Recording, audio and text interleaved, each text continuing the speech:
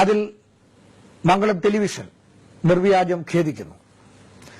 കേരളത്തിലെ സാംസ്കാരിക നായകർ ഇന്നലെ ഇത് സംബന്ധിച്ച് ഒരു പ്രസ്താവന പുറപ്പെടുവിക്കുകയുണ്ടായി. അവരിൽ മിക്കവരും ഞങ്ങളുടെ ഗുരുസ്ഥാനീയരാണ്. ഞങ്ങൾ അത് പൂർണ്ണ മനസ്സോടെ സ്വീകരിക്കുന്നു. അവരുടെ വിമർശനങ്ങൾ ഉൾക്കൊള്ളുന്നു. സോഷ്യൽ മീഡിയയിലും മറ്റു മാധ്യമങ്ങളിലും ഇത് സംബന്ധിച്ച് നിരവധി വിമർശനങ്ങൾ ഉണ്ടായി.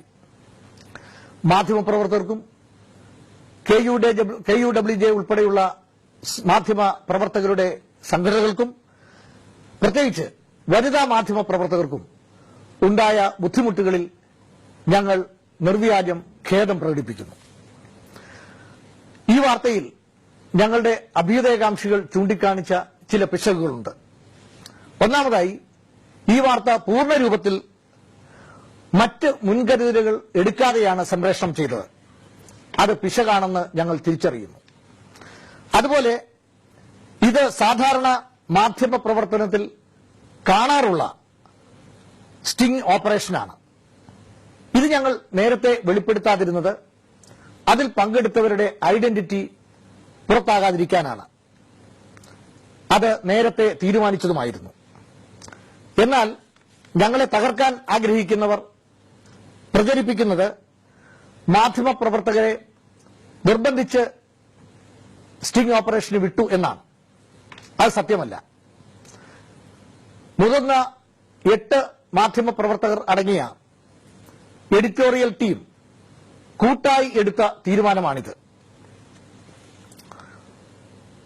സ്വയം ഏറ്റെടുത്ത ഒരു മാധ്യമപ്രവർത്തകയെയാണ് ഇതിനുവേണ്ടി നിയോഗിച്ചത്. മറ്റ് ആരും ഇത് അറിഞ്ഞതുമില്ല. വ്യാപകമായ സത്യവിരുദ്ധ പ്രചാരണങ്ങൾ നടത്തുന്നതിനാലാണ് ഈ ഘട്ടത്തിൽ ഇക്കാര്യങ്ങൾ പൊതുസമൂഹത്തിന് മുമ്പിൽ വെളിപ്പെടുത്തുന്നത്. ജുഡീഷ്യൽ അന്വേഷണ വേളയിൽ അവിടെ വെളിപ്പെടുത്താനിരുന്നതാണ് ഇവയെല്ലാം. സംഭവിച്ച തെറ്റുകൾ ആവർത്തിക്കില്ല എന്ന് ഞങ്ങൾ ഉറപ്പു നൽകുന്നു. തെറ്റുകൾ ആവർത്തിക്കാതിരിക്കാനുള്ള പ്രത്യേക സംവിധാനം ഞങ്ങളുടെ എഡിറ്റോറിയലിൽ ഏർപ്പെടുത്തുന്നതാണ്. മംഗളം എല്ലാ കാലത്തും തിന്മയ്ക്കെതിരെ പോരാടിയിട്ടുണ്ട്. ഇനിയും ആ പോരാട്ടം തുടരും.